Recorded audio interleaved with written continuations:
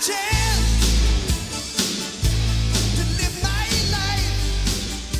everyone, welcome to another episode of The Other Side of Addiction. I am your host, Al Richards, and we are here today with our special guest, Crystal Rose. Crystal, thank you so much for being here with us. Really, really appreciate it. Yeah, thank you for having me. And you were laughing when I said your name. Did I say your name wrong or something? Or No? No? You Okay. got it. You got it. I'm a laughy, smiley person. Okay, because believe me, I've really messed up some names before, so yeah, it's all good. Especially our one guest, and Tiffany was the guest co-host that day too. I was slaughtering it. So anyway, that's her name too, so it's okay. Yeah, all right. So today's topic, I mean, this one's really going to be good. So we're going to talk about why Crystal is so passionate about the service work. And right before you got to the studio, I was reading a little bit about your bio, or a little on your bio. And again, I really think this is going to be a kick-ass show because I know there are some things that you and I have in common. So I'm really looking forward to this. And I also want to say thank you to our special guest, the lovely Tiffany. Tiffany, thank you so much for being here with us. Thanks for having me again. Oh my gosh, I know, right? I hope you can even come back some other times because we really enjoy having you here, and it's great to have this mixture of guest co-hosts that we have. You know, and I say on the show all the time that I'm always surrounded by beautiful women. It's so freaking cool. I have to go get a big cigar, you know, like George Burns. Remember George Burns? He was always surrounded by beautiful women, and that's how I'm starting to feel a little Maybe bit like you'll add a George prop. Burns. You'll add a prop, a little too. prop. Have this big old Cuban cigar. So, anyways, oh my gosh. So Crystal. I have to make a correction real quick. Okay. So, she's here to talk about why she's so passionate about social work. So passionate about social work. Mm-hmm. Okay. Yes. Thank you. Yes. Thank you. What did I say? Service work. Oh, service That's okay. work. And I have She likes to do passionate service, right too. there too. Yeah. So yeah. Well, in a way we're Thank all you, helping, Tiffany. right? We're Yeah. we're servicing other people. Yeah. Yeah, and helping out. So tell us a little bit more about yourself. So I'm from Salt Lake City. I've grown up here my whole life. Traveled some, but mostly been here. Let's see. I hate being put on the spot. Your children. You're wonderful. Yeah, tell us about the kids and I have two children, 6 and 10, and they're just so beautiful and very smart, and they make my day every day. I have a wonderful husband, and he works so hard. He works 2 jobs just to make sure we have everything we want. We actually just got a new car for my birthday this week. Ooh, what did It's you a get? beauty. We got a Toyota Highlander. Oh. So I drove it here to the studio today, and it was exciting. Did you take the long way up, like around the Wasatch Front and everything? No. But last night we took the long way home. Oh, well, good. And our birthday was just 2 days ago? Yeah, just Yep. 2 days ago. Well, happy birthday. Thank you. I work in social work. I work at DCFS as a family recovery court specialist. I graduated from the University of Utah about 7 years ago. And really just wanted to get into child welfare from a very, very young age. I didn't realize when I was young what I wanted, but I really wanted to help kids that were living difficult lives, and I'd watch those commercials back in the day. I don't know if you remember them, but where the kids just had like these really poor lifestyles and needed food, and they were asking for money, and I'd beg my mom, like cry begging, to donate to these kids. I just had such a passion to help them. And then I witnessed from a young age addiction. It's all throughout my family. I've lost a family member to addiction. I have also witnessed family members be taken by DCFS into custody, and some families got theirs back, and some families of mine have not gotten their children back, and they've been adopted out. So I witnessed all of that in my childhood. And as I got older, it tore on my heartstrings. I really wanted to help these families, and I didn't know how and where my life was kind of leading me. But I went to college at 21 and went straight into social work thinking I'm going to go find a way to help. And that Good led for me you. to child welfare. You know, things have changed so much, and I'm very blessed and grateful that there are people like yourself that see a need and want to help.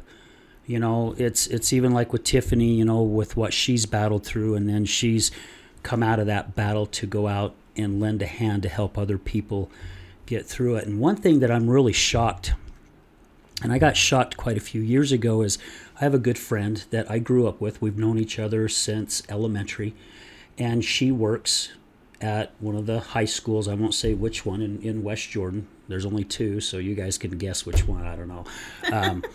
And she had me come out, and she's over the principal pantry. And she had me come out. I was working for the West Jordan Chamber of Commerce at the time. And I came out, and she's educating me on some of this stuff. And, I mean, I got goosebumps because I was shocked of how many kids don't have what they need. It just blows me away, because when I grew up in West Jordan, I mean, as soon as school was over, man, I was home raiding the fridge, doing anything I could to eat, go out, do my chores, go out and play. And she's telling me there's sometimes she shows up to school to go to work, and there's kids sleeping in a flipping car. They don't have the toiletries that they need, or the hygiene stuff. They don't have food. And the principal pantry is a way for them to come in with a backpack and them to put different things in there so other people don't know. And another thing that shocked me is I was part of a committee where we held a golf tournament every year through the West Jordan Chamber. And it was for us to raise money so we could offer a scholarship to someone at Copper Hills High School and West Jordan High School. And these kids write in a letter and hoping that they'll get picked for the scholarship. And a lot of times the scholarship was only about $500 or so, but that's a start. And we're at Jordan Valley Medical Center, and they split the room up. I'm on one side of the room for Copper Hills. The other side was for West Jordan. And I'm sitting here and I'm reading these letters. And I'm doing everything I can to hold back the tears, because I'm going, these kids don't deserve this. I mean, some of these kids were taking care of their brothers and their sisters at age 15, 16 years old, and they're going to school, and they're holding jobs because their parent is battling an addiction, or they're at the prison, or their parents are never home. And I'm thinking, this is not freaking right. How the hell has this happened? Yeah, we see stuff like that in my job all the time. We call that parentification, when a child is taking care of younger siblings or taking on parental roles. At my job, we see that happen quite often. And it's really hard. They grow up really fast, and it's also a really hard thing to correct in a child. I mean, it's possible, but you got to have your parents on board to help work through that. And then you talked a lot about like the food pantries at the schools. They're such amazing programs. Like I have witnessed that myself. My kids, I mean, we don't need the food pantry, but my kids were at a school where they had that service, and they would send home food with the kids in their backpacks, if it was, they had extras or whatever. And it was just such an amazing program to witness that schools have stepped up in that way, because as a child, they didn't do that. When I was a kid, we never had that service. We weren't going to school and finding food or not finding food. That's a bad way to say that. But we weren't going to school and bringing home food for our families if we needed it or things like that. It just didn't exist. So, I mean, props to Utah and for being able to implement that more into the school setting for students, and to help them not go about an education without feeling hungry. Because, I mean, I remember when I was a child, gosh, I can't believe I'm pulling this out of my hat here, but I remember this family would come to school all the time, and you could tell the kids were just so poor and didn't have the means and always hungry. And I remember just watching them as a tiny kid. I was this was probably second or third grade. And I just felt so bad for that family. Like, you knew they were hungry. You knew they needed clothing. You knew they needed backpacks. But it didn't exist back then. So it's an amazing program that I think we've really started to step up on and really just do more outreach. I know some of the community centers do food pantries. I know a lot of the churches throughout COVID were doing that. I actually was just at another business last night, and they were reaching out about donating simple things like home decor for families just getting off of the street and wanting to know, where do we donate this stuff so that families getting off the street, getting a new house through housing or whatever, can have something to decorate their home with. And I was like, oh my gosh, let me give you some services here. Let me step in, because that's amazing that you even want to do that. So it's just exciting, like, to be a part of different things and witness different things happening throughout our community. I do like that a lot. Crystal, you said when you were younger, or when we were younger, right, these services weren't available. Did you need those services and you went without?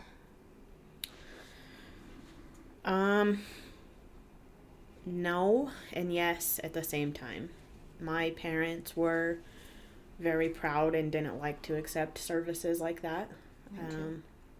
So, I mean, we had the means to get by, but there were things like, I remember as a kid, and this is one of my strongest memories for me, and one of my hurtful memories. My parents didn't have a whole lot of money, and I would beg them all the time because I'd watch my cousins do dance, and I wanted to do dance, and I'd beg them constantly, and I'd be like, well, how can you go buy cigarettes and beer and not pay for my dance classes? And I can never comprehend why I couldn't have things like that as a kid.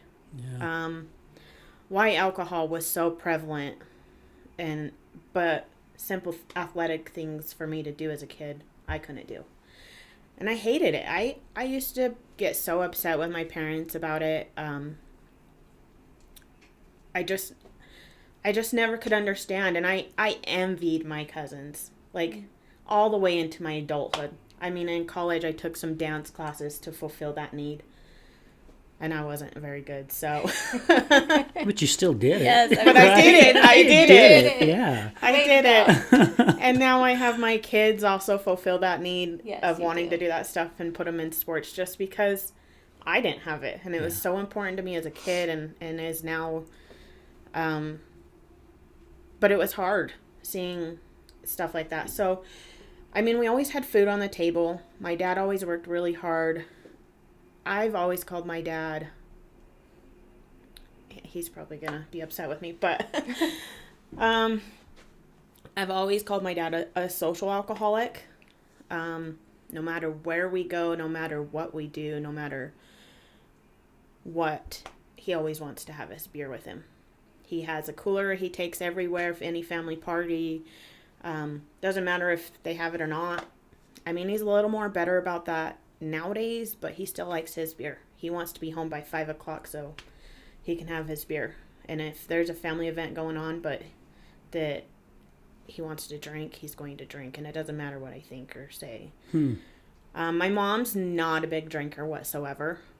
I mean, back in the day, she used to have like a glass of wine here and there. But she's always been pretty, I don't know, sober. She doesn't drink at all nowadays.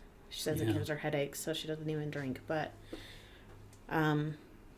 addictions always ran really strong in my family. I mean, like I said, I lost a family member to a drug overdose when I was 13 years old. And when I was 13, I remember when we lost she was my aunt. I strongly sat in my feelings and was like, I'm never going to use. I never want to die like that. I don't want to live that life. And I remember her coming in and out of the picture my entire childhood, and you'd know she was off doing a drug binge. And she had several children. that she left behind, and she was young. She was 27 when she died, and Oh my gosh. and it was just really hard on the family comprehending all of that. It was really hard on me because there are times I question why. I don't understand. I've never used a drug in my life. And now don't get me wrong, I have had alcohol. But there are times I question it and I don't understand it. But I really do have to think to the other side of it, like the illness that people have. I'm really passionate about helping and trying to get people off of substances. And that's what I do every day. I help people get through drug and alcohol treatment and family recovery court, and I follow them for a year, really trying to help as best as I can. I mean, I have a lot of guidelines that I have to follow, but I do what I can to try to get people away from that lifestyle.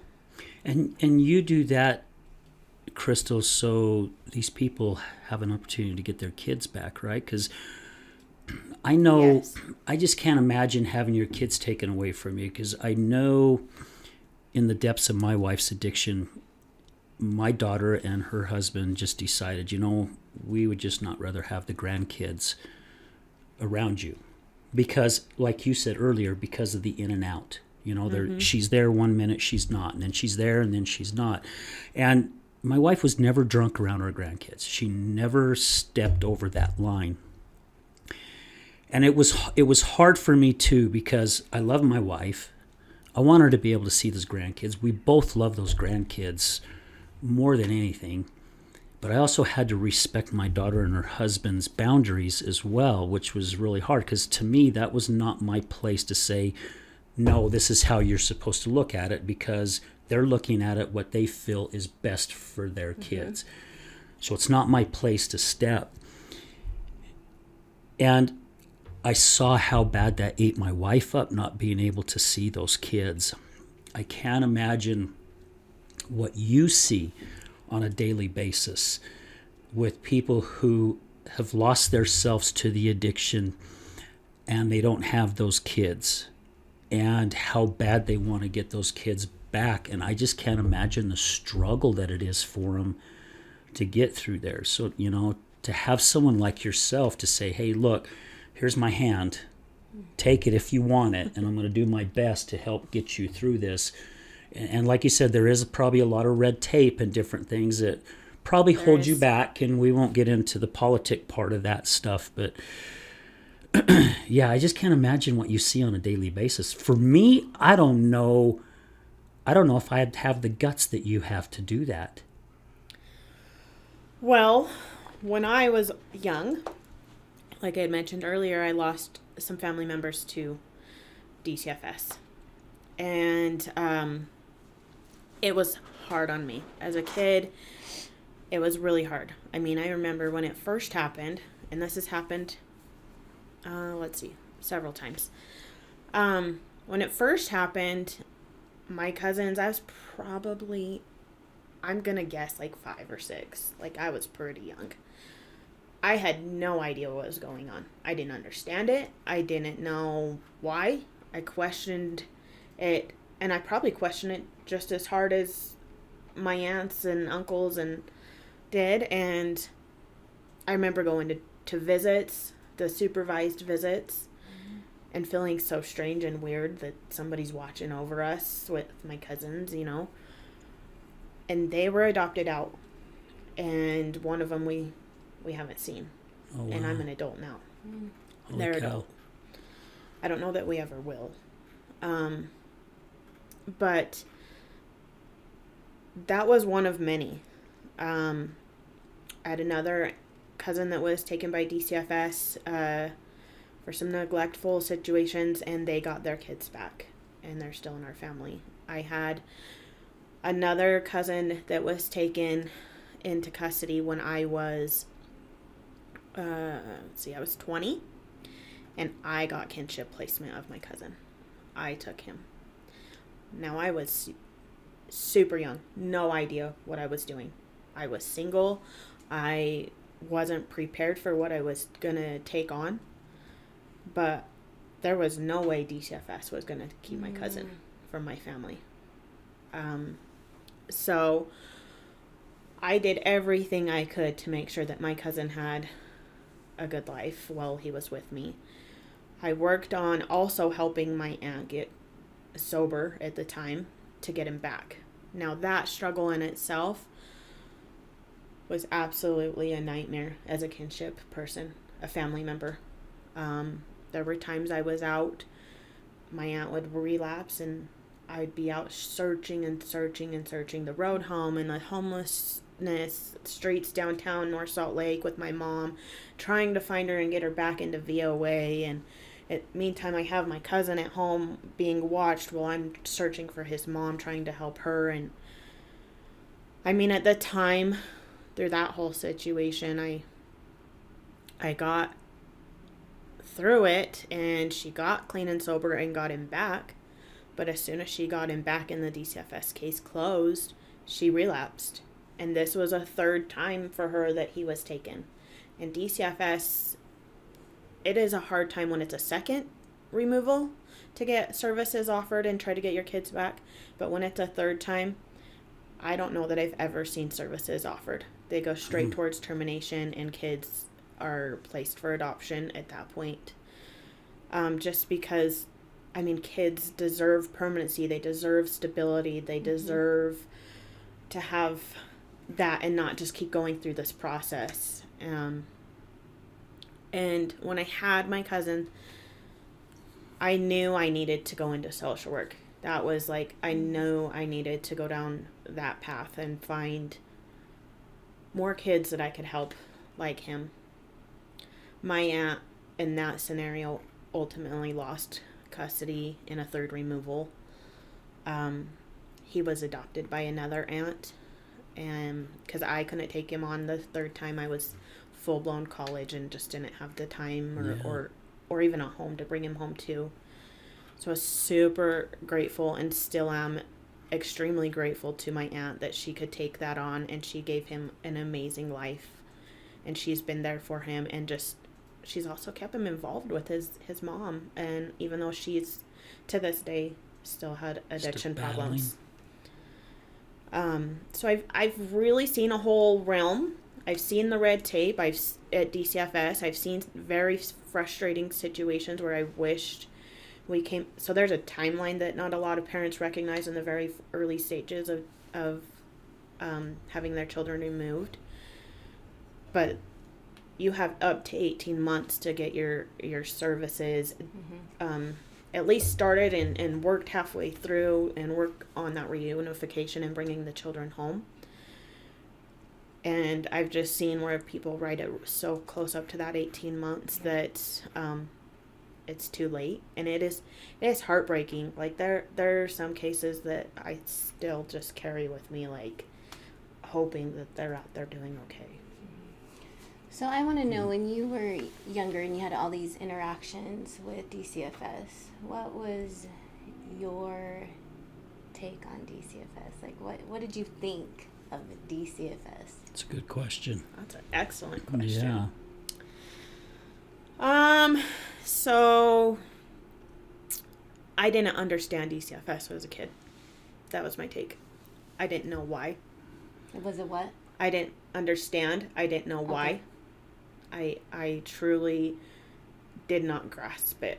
I know my parents fought for all my cousins that were taking.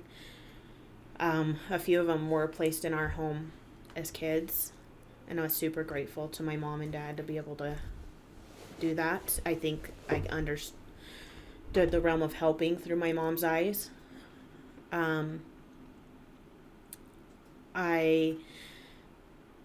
I remember as a small kid, I had twin cousins that were born to my aunt that died of an overdose, and I had wanted twins. Like, I thought they were the most amazing idea ever. I was like, Me too. I was we like, have so much in common. I like this it. is so cool.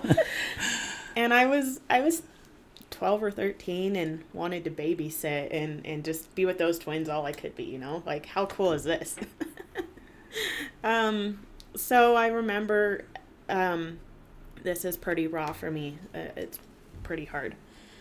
But my aunt was doing heroin, and my grandpa knew. And he called me up and he said, "Can you watch the twins?" And I was like, "Sure." No idea what's going on. I tend to sometimes be naive. I hate that quality about me, but And how old were you? 12. Okay. 12 at the time. Okay. 12. So he took me over and we picked him up and brought him back to my house, my parents' house. And I was babysitting. My mom was in college at the time for massage therapy, and she didn't know what was going on. My dad didn't know what was going on. He just knew that I was babysitting. And my grandpa made the call to DCFS that night about my aunt. And I'm just babysitting. I have no idea. DCFS called and they wanted us to bring the kids down. They were doing a removal that night. I was, needless to say, devastated. I was on the floor bawling because I knew, like, what had happened to some of my other cousins. I was distraught with not understanding why, not understanding how the system worked, what was going on, my aunt's addiction, and I was young.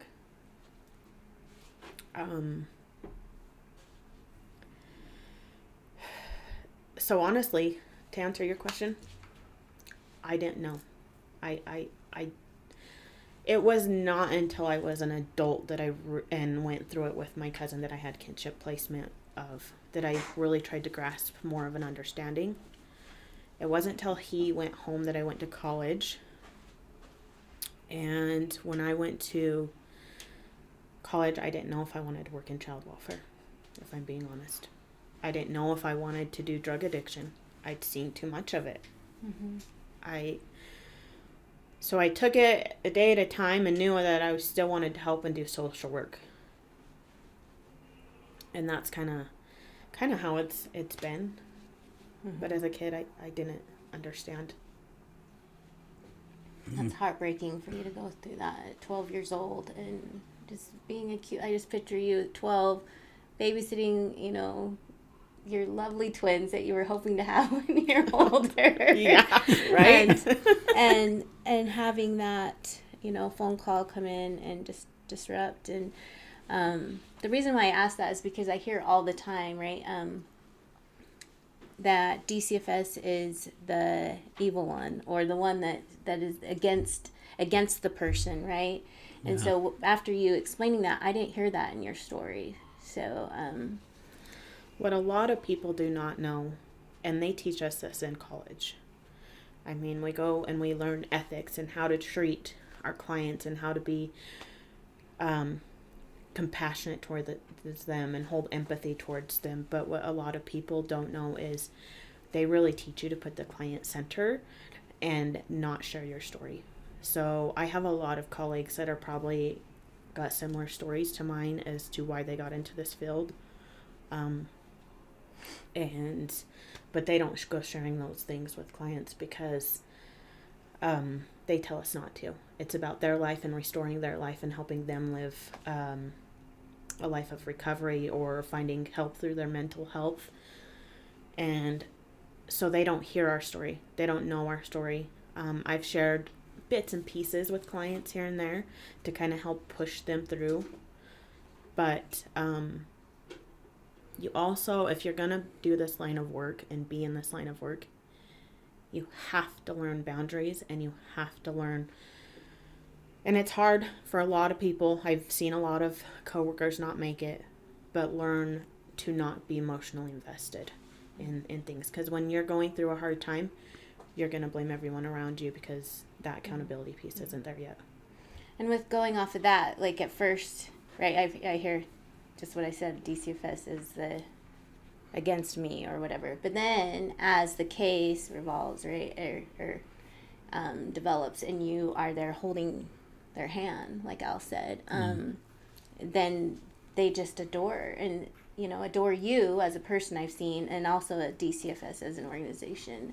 Just very thankful. I always hear at the end, like so thankful, so thankful. And that was me and my own, because I had DCFS involved with my children early on, and at first I was like, oh no, but then it was like a saving grace to me. It was like, oh, I got this support, I got that extra push, right? Because I was not ready to come forward and let anybody know about my addiction at the time, and so that having that case put up that support and was able to be the voice that I didn't have, sitting in family team meetings and all that.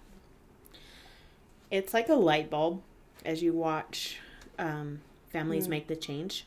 Yep. If they're truly there to make the change and be invested in that change, you'll see the turnaround.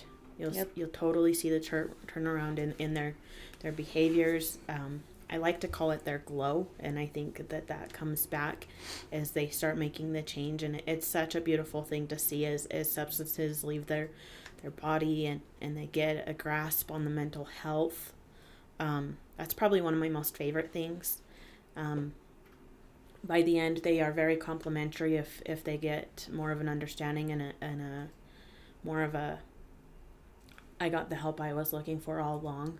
I mean, nobody in their right mind wants DCFS in their life. When we step in, we are difficult. We give you 1 million tasks to do, and we expect you to do them in 18 months. And on top of that, try to rebuild a bond with your family that was broken. And it's just so hard to take on and do. And but once you do, and you can make a turnaround in your life that was needed, it's a true joy for every DCFS worker to see that in the end. And I'm glad you brought that up, and I'm glad what Tiffany was saying too, because as they are looked upon like the evil ones, and I know for a fact, and I know Tiffany knows this too because of who, the people she works with, and I've seen it with my wife, when the substance gets out of them and their true self starts coming back and they start seeing life differently instead of playing the victim, like a lot happens in that. I can't imagine the reward that you feel, because I'm sure you have people that have gone through that come up to you and give you big hugs and go, I didn't like you at the start of this, but thank you so much. Because I would look at it as like you're saving people's lives. And I mean, really you are. Right? They've dug themselves a pretty dark hole that's hard to get out of. And you're giving them the tools, just like what Tiffany does, give other people tools to help say, okay, here's one run at a time on the ladder. Just start one run at a time, and eventually you're going to get out of this. And I can imagine how satisfied that would make you feel. I mean, to me, people like yourself and people like Tiffany, and I'm not just saying this to say this, because I really do believe this in my heart, you guys are the true heroes. Society goes and looks at sports stars that are making millions and millions of dollars as like they're their heroes and stuff. Now, there are some that give back to the community and do a lot to help people, but there is a lot more that don't. And they're always bitching and griping about not getting paid enough for what they do. What you guys do, you're saving people's lives. You're giving them an opportunity, because we've all gone through struggles. Some of us just fall into a pit that any of us could fall into. Anybody. Anyone. In all ages. Yep. Yeah, in all ages. And I mean, to me, again, you guys are the ones that are heroes. You guys are out there saving lives. And, I was talking to a coworker of mine, and everyone that I work with is in recovery. Every single person. And we were sharing stories a couple of weeks ago at a job site while we were having some lunch. And I was telling them, how I had a very stressful job, and every Friday and Saturday it was cocaine and beer. Every Friday and Saturday. Didn't touch anything, no alcohol, no nothing during the week. Friday, Saturday, man, I'd do my own thing. And my coworker was going, I still have a hard time grasping that. How did you not go to where I went to? Like, I don't know. Because I could have easily done that. Especially when my wife started falling into her addiction and we lost our house. I mean, that could have been trying to go up a hill that's all muddy. You're just doing what you can and you're still sliding down. I could have fallen in that same pit these other coworkers had fallen into. And he's scratching his head like, how the hell did that not happen to you? How? And I'm like, I don't know. Whether God was watching out for me and going, this is just your lesson. Now you need to be here. You know, you bring up an interesting thing. I've questioned myself because I've been around it my whole life and seen different family friends. I mean, neighbors down the street. I mean, I grew up in Midville, and Midville is very known for stuff. And I questioned, how did I not end up down that road? You know? Yeah. It would have been super easy. Super easy. I mean, to go down that road and get a fix or whatever, you know? I definitely had offers. Yeah.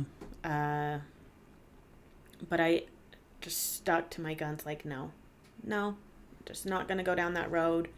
I don't know if it was that 13-year-old self that made that commitment to never be like my aunt and die the way that she died.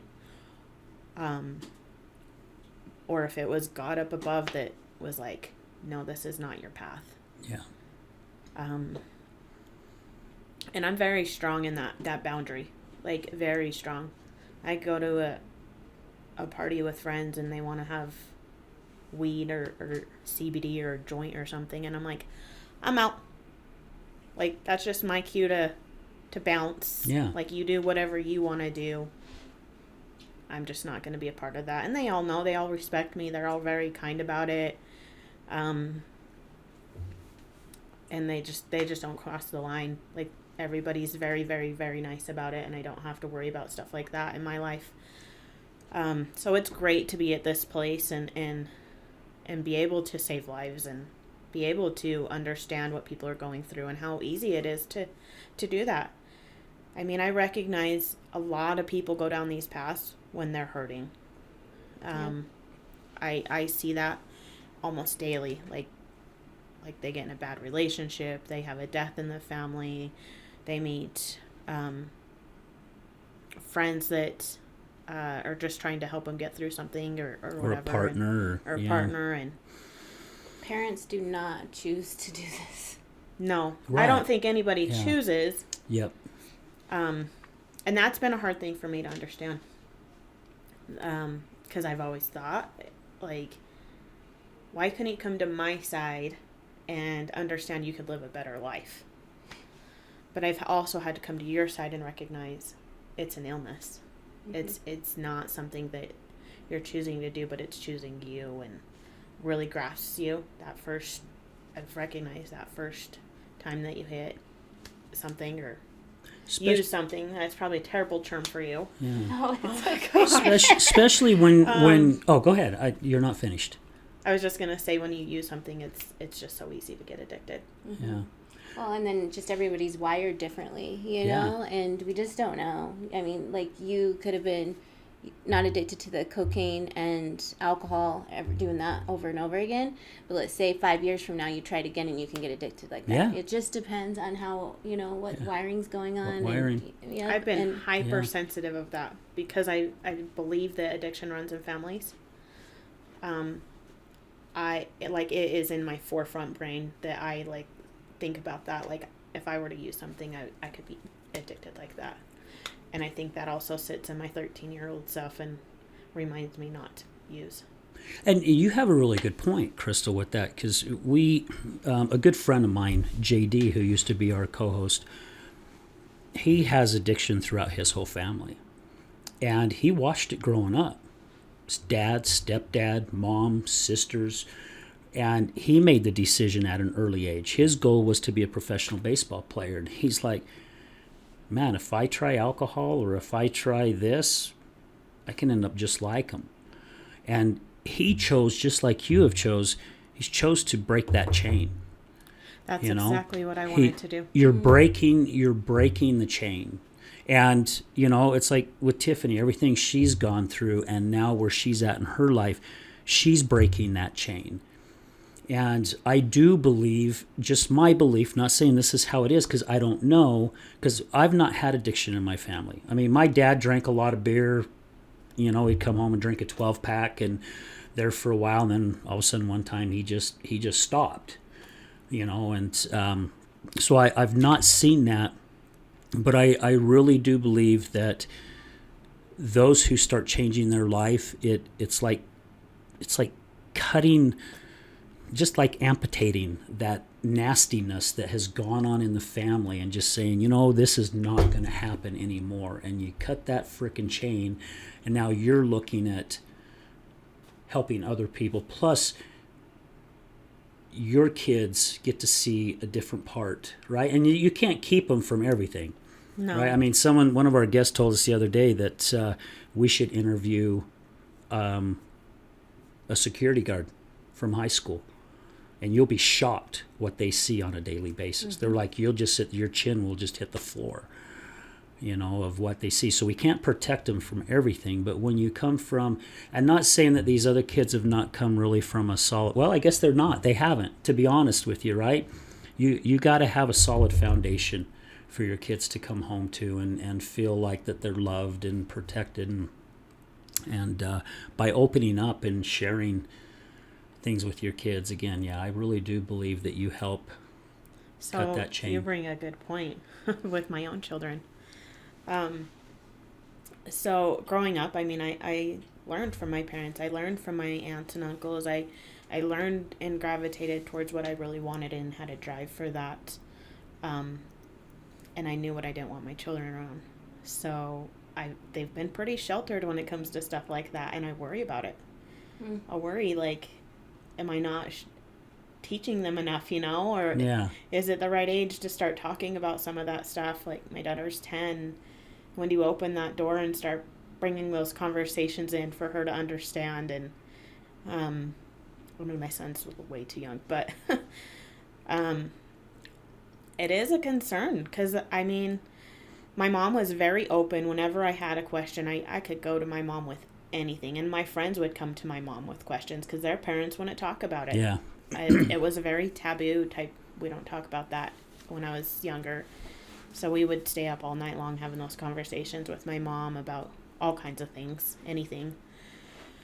And I worry as they get older and they get into those teenage years,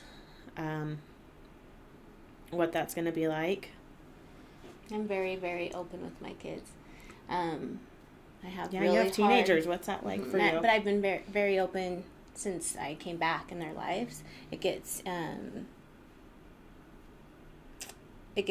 more intense, right, as they're teenagers.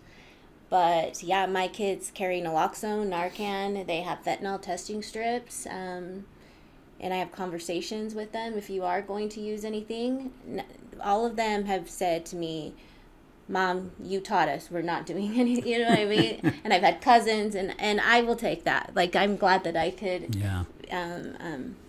teach you how hard it is to when you go down that path. But they all have them, like, in their sock drawers, like in their backpacks when they go to sleepovers, right? And they know about the fentanyl that's traveling on the street. Like, I found a picture of what the new fentanyl looks like last week when I was in St. George, and they look like little candies, and they are being passed out to 10-year-olds. You know what I mean? So I took a picture of it, sent it to my kids, and said, "Have you seen any of these? If this comes about, these are not what the kids are saying they are, because the kids don't know, right? They're saying there maybe are the experimental drugs, such as, I don't know, acid or something like that. And that is not what it is. It is actually fentanyl, so do not take this, And I'm constantly talking about these conversations. It's really hard and it's uncomfortable sometimes. And my kids might know a lot, but I also know that they're going to learn learn more, at school. Because like you said, the security guard, like the stuff that, just because I've opened up those conversations, my kids tell me a lot of things now, and they come to me and I'm just like, what is happening? I have to watch my facial expressions and just sit there calmly because it blows my mind. Yeah. Blows my mind. But your kids are going to be resilient more towards my aspect because they have you to learn from. And my kids, I hope, will learn from me. I hope to not hide too much, but I tend to do that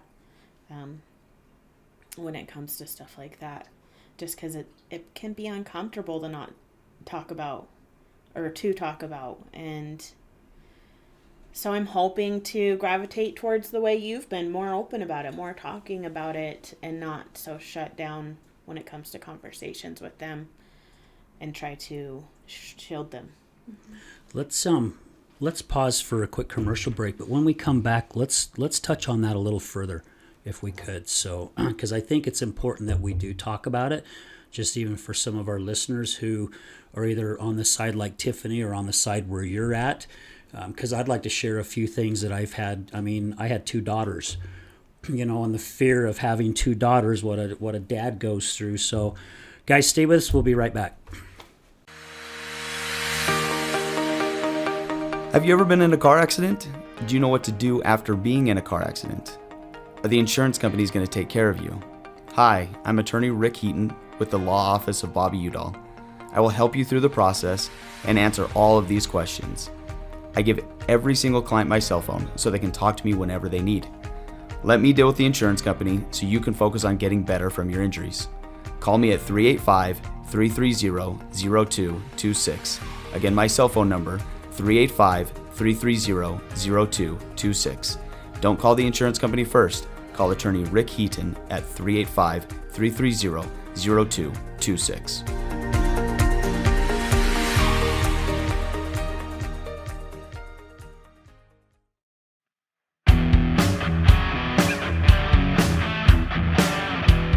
Hello, my friends. This is Brad Neufeld, and I want to thank you for tuning in to the Resilience Talk Network. You can listen to my show, Resilience, every morning, Monday through Friday at 8 a.m. Mountain Standard Time. On my show, we will be discussing what it takes for you to overcome the day-to-day challenges that all of us face in life, as well as some of the devastating ones that may lead us to feelings of hopelessness and despair. It's my goal to provide you with the tools and skills that you need to overcome anything that is thrown your way. To find out more about my show, visit our website at www.resiliencetalk.com. That's www.resiliencetalk.com. And as always, until we meet again, go for everything that you want in life and make it happen.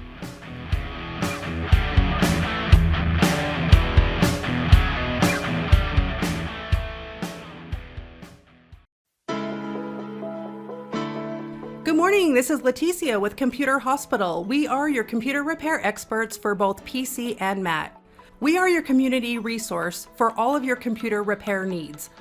What makes us different is that we want to fix your computer. We also do free diagnostics. We charge a flat rate labor, which means that you won't pay by the hour. All of our computer repair is done in-house with a fast turnaround time, and same-day service is also available. Feel free to stop by anytime without an appointment. We're located in Sandy at 8721 South State Street. Again, that's 8721 South State Street, or call us at 801-987-3993.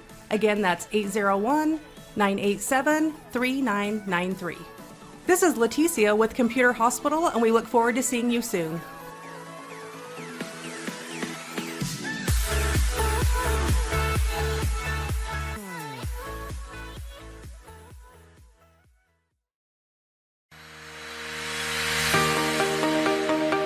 Hello there, this is Brad Neufeld with the Resilience Talk Network, and I would like to introduce to you Taffytown, one of our newest sponsors.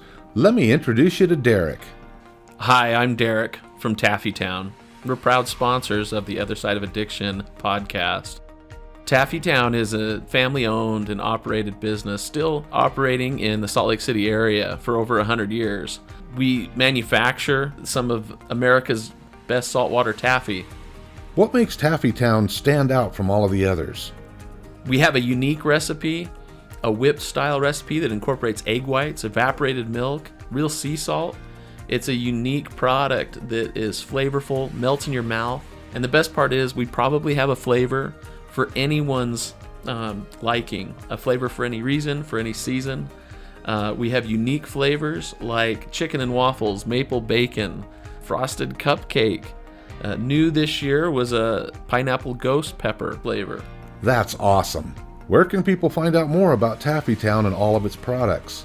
You can check all of this stuff out. All of our products are available for sale on taffytown.com. We ship for free from our website, so all of our pricing on there is shipping included.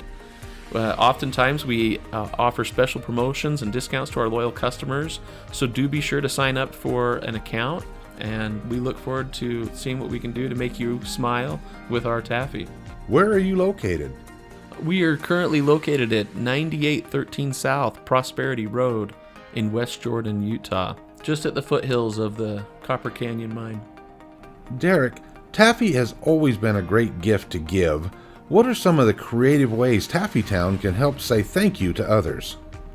Yeah, if you're looking for gift ideas, whether to say thank you to friends or family, or maybe to your clients after such a difficult or successful year that you've had, you could look no further than to get a gift idea from taffytown.com. We offer pre-packaged gift boxes that say that it's saltwater taffy from the city of the Great Salt Lake, and it tells a little bit about the history of our community and making candy for so long. You can also do customized gifts to pick out just the right flavors or colors of candy for that special someone, and deliver even a personalized message in that box to them. So please feel free to check out taffytown.com for any gift ideas this season. Thank you so much, Derek. Please visit taffytown.com, that's taffytown.com, to find out more about the products and services that Taffy Town offers. You won't be disappointed.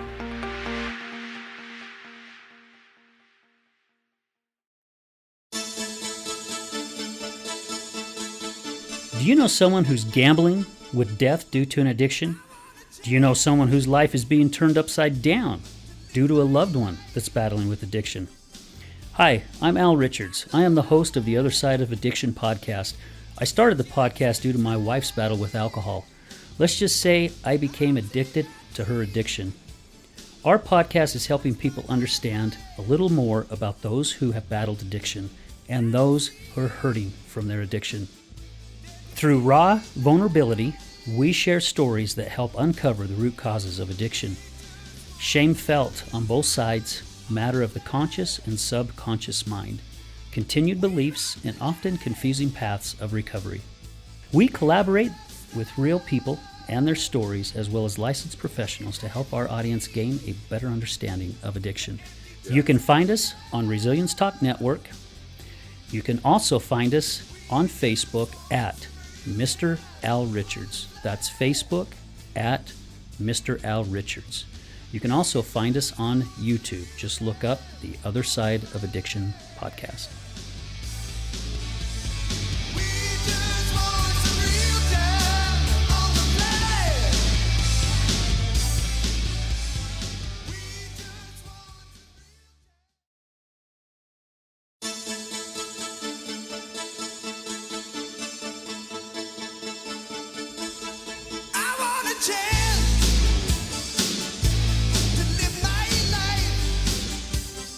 Hey everyone, welcome back to the Other Side of Addiction. Again, we are here with our two special guests. Our guest is Crystal. Crystal, thank you so much for being here with us. And she is with DCFS.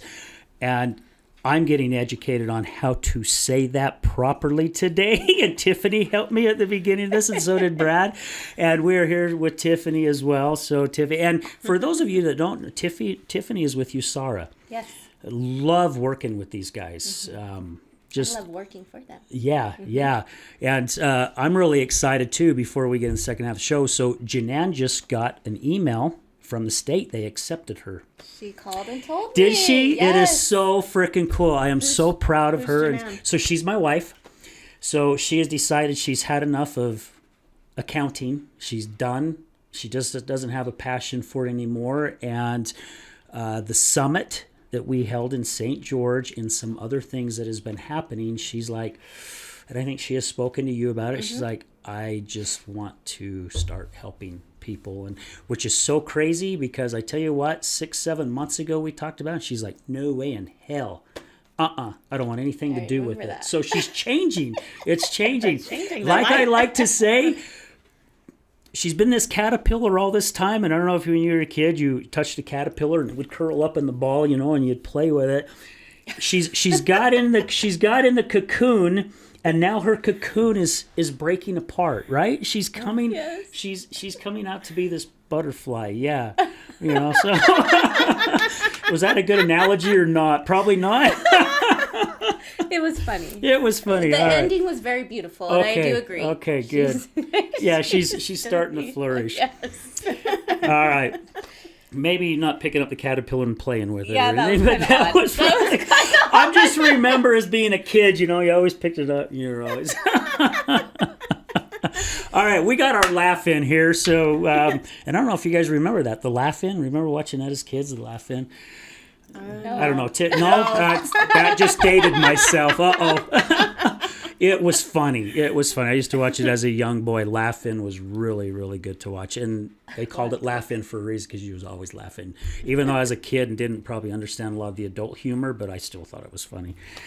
So we were talking with our kids. And I remember when my girls were starting to hit that age, probably 11, 12 years old. And I mean, yes, there are kids doing drugs in elementary nowadays. Yep. But I remember telling my kids, I'm like, look, if you guys are ever interested, and I had a buddy who really had a flippin' powerful talk with me. He was pissed at me. Told him, look, if you ever want to try drink, you ever want to try drugs, you just bring it over the house. And we'll just sit down and we'll do it together. Because I would rather have you do it with me. So my buddy was like, you're opening it up. You're giving them now that opportunity. It's like, no, I would rather have them come to my home and do it with me than go to a party around who knows what would happen at a party. And I would make sure they got their asses sicker than hell, whether they're drinking or whatever. And my ex-wife did a fabulous job as well. I got to give her a ton of credit.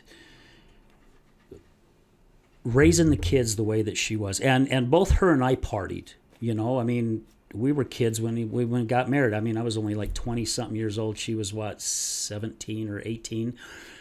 And our kids have never tried anything. And my youngest daughter likes drinking wine and things like that. And she's 30. She's a grown woman. She can choose what she wants to do. And also, my daughter was telling me that our oldest granddaughter was coming home. She's 10, almost 11, was coming home and telling her things that are being said at school. And she's calling me up. She goes, Dad, can you flipping believe this? These are 9, 10-year-old kids of what's being discussed. I mean, they're talking about sex and all kinds of stuff at that age. So my daughter and her husband decided to sit down and have the sex talk. Our youngest granddaughter's 8. Our oldest one is 10. And they also wanted to let them know in case because of a lot of the sexual abuse, and a lot of times it happens with family members, and how they're threatened, right? You tell anybody, I'll come and I'm going to kill your parents. I mean, they put the fear of God in these kids. And they wanted to have that talk with them to say, look, this is what could possibly happen. And if it ever does, you don't be afraid to come and talk to us. And I always told my daughters as well, I grew up afraid of talking to my parents about stuff, especially my dad, because I was always afraid of getting my butt kicked. I made a decision at 18, 19 years old, before I even started having kids, when I have kids, I'm going to tell my kids they can come to me and talk to me about anything, and I will not get upset. And I remember my daughter coming to me at the age of, I think she was 14, her and this kid by the name, well, I won't say his name, but they had been dating. And I pick her up for the weekend visit, and on the way home, she's like, when we get home, Dad, you and I need to have a talk. And I'm like, ooh, okay. We get home, we had a bedroom for him, we go in, we shut the door, and I says, what's up? And she goes, Well, me and, so and so, we're in love. And I want to go on the pill. And it's, oh my gosh. And she goes, you told me I could come to you with anything and not get pissed, right? And I says, yes. And I'm not upset. And we had that conversation. And I even asked her, I says, have you talked to your mom about this? And she goes, oh yeah, she freaked. And I'm thinking, okay, well, I can understand. And then I don't know why my ex told her that we had sex at 15 years old. That was, well, Mom said why did she tell you this? But anyway, because it's almost like opening that door. Anyway, I do really, and again, this is just my belief. I believe it's very important to talk to kids at an early age nowadays because of how grown up it's almost like they are. I mean, I talk to our oldest granddaughter. If you talk to her like she's a kid, she'll just ignore you. Yep. You have to talk to her like she is 16, 17 years old. Because if you start talking to her, oh, this is so cute, she just, I don't want anything to do with you. So I do believe it's important that we talk to kids what's out there. And like what you're saying, you're showing them these candies that got fentanyl in it. Because society has changed so much, I think it's just important. And my dad, I remember my dad telling me once I hit puberty about he had this sex talk with me, and he goes, you will find out that the girls that end up pregnant in school are the ones that their parents never talked to them about sex. And it's because they were afraid of it, and it's like and so what are they going to do? They're going to go out and they're going to experiment, because that's what we do as teenagers, right? Mm-hmm. We're going to go and we're going to see what this stuff is like. But when they talk to us about it, it makes us think, I think, a little bit more. So that's just me elaborating on that. You guys make such interesting points, and this is me changing or me opening up to this, and my kids are right at that age. Kind of start having those conversations and start talking more and more about this kind of stuff. And I see in the DCFS world, the younger the kids, that they know a lot more that's going on in their family households and are open to changing once their parents start to have those conversations. And then I also see the parents that don't have those conversations, and it creates resentment and anger and frustration, and the home is just so torn because children just don't, and the secrets, and the kids don't know why are the doors locked and shut, and why can't I be in there, or what is going on, why is everybody fighting, and I mean, just these massive household problems that come out from addiction and mental health. Well, and curiosity too, right? And curiosity. That's what I think. Like, we're all curious, especially kids. 100%. If you're not being open and talking to them, what's happening behind those closed doors, or what had happened behind those closed doors. Right. Yeah. So I think I need to warm up to the idea that my kids are starting to become of those ages. But also, like, every family and household needs to do what's best for them too, right? Absolutely. And so Good point. I like And that you're being appropriately. appropriately. My thing is, like, so kids are not stupid, right? Absolutely. They're not stupid. And how many times, I know I have had people, many times as an adult, people talk to me like I'm stupid, right? And I get offended and I get pissed and I get closed off and I don't want to talk to them, right?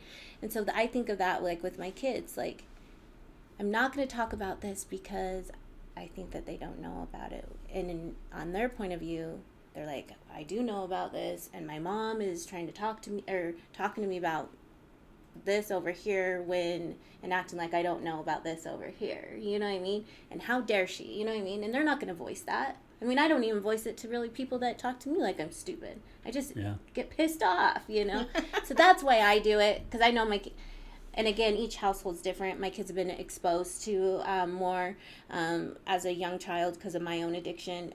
And so, but then also just working in this field, I just want to do everything I can to educate my kids so I can keep them safe, and to make good decisions. So, I'm so grateful to you, Tiffany. I met you several years ago, and everybody that I meet that's been in long-term recovery, they're my light. They're like my guiding grace, because I watched that you were able to get a hold of that and be able to be the voice that you needed to be, not only for your children, but your community. And you help me at my job every day with all kinds of different things. And you put me in my place when I need it. I've seen you, Sarah, really do that. And I'm like, okay, we're going to go here. We're going to do this. But it's great because I need to learn as well, you know, Yes. in my profession. And not everybody at DCFS is perfect, but when they can get up, or when they can be open to change and be able to help, like it's amazing to see and witness and be a part of. And I'm just incredibly grateful to you for your line of work, for being there, for being a voice to just bounce ideas off or hear from, or be like, do it this way or handle it this way. I just love everybody at USARA and just their community outreach. It's an amazing program, and I refer to them all the time, like daily. And we didn't used to use them. In the beginning of my career, they weren't a part of DCFS. And now they're a big part. Huge part, huh? Huge. It's the inspiration. You know, Janan and I, again, my wife, we went to a neighborhood protest. And the neighborhood was protesting because a sober living was coming in. And the mayor of the city knows me, and he asked if I'd get up and talk. And a lot of the comments that I was hearing in the crowd, it was almost kind of like a lynch mob at the start of it. And it was really ticking me off. And I shouted out a few things, got in a couple people's face, and somebody behind me, I don't know who it was, kept tapping me on the shoulder saying, just settle down, settle down. There was 2 people there that had worked at AP&P. And they were big, yeah, you don't know who these people are, and blah, blah, you know, they're just mouthing off. When I got up and spoke, one thing that I wanted to say, which is something it's one of our missions here on the other side of addiction, is people who battle addiction are not the labels that society has placed upon them. Absolutely. Okay? We snapped. Yep. Well, and I'm fighting the emotions here. Yeah. They are the inspiration for other people to know that recovery is possible. And it's people like Tiffany and other people who we have had the pleasure of meeting and having on the show. And when you said, Crystal, that how much you love Tiffany and what she does and everything, it's like I shared there at that crowd. I'm like, the people I get to hang with every frickin' Thursday, and also on a daily basis because of who I work with, they are the most inspirational, spiritual, some of the most incredible people I have ever met in my life. And I would rather hang with them than the majority of the people that was in that crowd. And it's because of what they've gone through in their life and how they look at life now. We all learn from it. The guy I was working with yesterday was talking to one of the gals that hired us to come out and do this job. He's like, I really believe everyone should study the big book because it really teaches you so much about how to look at life. And I'm like, yeah, I'm kind of getting that, you know? And it's so cool. Like I said at the beginning of this is my therapy Thursdays because I get to be with people like Tiffany and like yourself who do so much to help other people. Can you explain to me what the big book is? What you mean by that? I'll Tom? slaughter it. I'll let you do it, Tiffany. The big book, like the 12 steps. It's And part of some the people 12-step pathway. some people agree with it. Some people have done it with it and really love it. And other people say, you know, this is what worked for me. And we all have our own ways of doing things. The main thing is to get to where we want to get to with our goal. Because sometimes, you know, like Al-Anon, I don't knock Al-Anon, it just wasn't a fit for me. I could not stand it. I have an aunt that's gone to it, and she loves the heck out of it. It's really helped her. So, yeah, it's just steps that you go through to help with your recovery. Steps and principles. to Steps live and by. principles, yeah. Mm-hmm. And believing in something greater than you, which more of us, I think people are finally starting to see that we got to start believing. And even myself, who's not really battled the addiction except for I guess it was addiction every Friday and Saturday thing. You finally just say, look, I'm powerless, man. And you take over. Whether you believe in it's God or the universe, or as Janan said, someone said that someone got up and talked at an AA meeting and they said their goldfish was their higher power. Believe in something that's greater than you. You know, so yeah. So thank you to what both of you guys do. Thank you so much. And thanks for the Thank you. compliment. Yeah.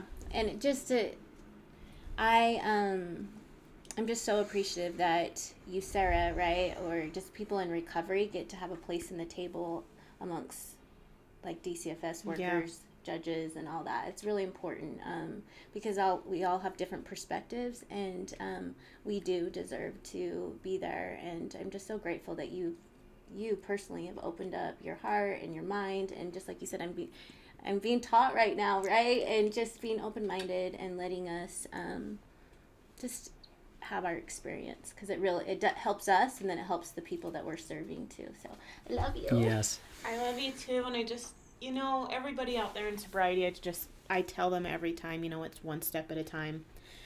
Get your red boots on and walk into treatment. Just get started. Why red? Because it's a thing my grandma always said. Okay. I like it because my friend Lori Warburton, who helped me start this show, she calls herself the Lady in Red. My grandma always says, get those red boots on and get to walking. It's a family thing. I love it. That is awesome. Anyways, I just, if you're out there and you need help, reach out. Reach out to USARA. Reach out to somebody that you know will help you. You'll be shocked at how many people are out there. And I strongly, strongly encourage you to find your place of power to get back to where you want to be. Your life matters. I've told several people recently, your life matters. Your children's lives matter, and they want you. They want you more than they want anybody else in their life, and you're going to make DCFS's life a lot easier if you can put in the work and just get them back. We want you to have them back. We don't want to place them for adoption. There are lots of children out there that need families, and we just don't have them, and that in itself is difficult and a whole nother topic. But if you yourself can just put in the work, if you're out there listening to this message, that is what I want you to walk away with, is to put in the work for your kids. And if you can't do it for your kids, do it for yourself. I love it, because I was just going to ask you, since we're coming to the end of the show, because we got to respect Tiffany's time, if you got something to share, and you just nailed it. I mean, really, you just did. Mm-hmm. We would love to have you come back, Crystal, even as a guest co-host, really. I mean, we would love to have you come back and be a part of this show again and hear what some of our guests have to share, and I think it would be great. It would be great. So if you're able to, I mean, we'd give you enough notice, of course, because we know you're busy, but we'd love to have you. Yeah, I would love to come back. Cool. Open invite. Awesome. Yay. Tiffany, again, thank you so much for your time. Thank you. Yeah. Hope you can come back as well. Absolutely. I love see if we can get some people from USAR to come on and share some of their stories, because we're getting some from the other side. Really? Mm-hmm. Then let's do it. Let's get them. Let's get them on. Number the other day, so she'll be calling. Awesome. I love it. Okay. Nothing wrong with that. Hey guys, again, thank you so much for joining us. Thank you for all your support, all your love, especially to all our sponsors. Guys, none of this would be possible if it wasn't for you. You guys have really, really helped us a ton to just help us get better at this show. And we've got a lot of things that Brad and I, Resilience Talk Network, we've got so many ideas on some things, and we're really hoping to step up to a whole nother level, even though we've still been stepping up as we go. So again, thank you to everyone. Love you guys. Love and appreciate everyone, all our guests co-hosts, all our listeners. Again, remember to share our podcast with just one person. We don't want you to spam everybody. Just share it with one person, because you will have no clue. That one person may be the person that needs to listen to this show, or may know someone that needs to listen to it. So please like us and subscribe. You can find us on all the platforms, YouTube, Facebook, Podbean, all those fun. So we're going to leave you with this, as we do at the end of every show. Remember, addiction is giving up everything for one thing, and recovery is giving up one thing for everything.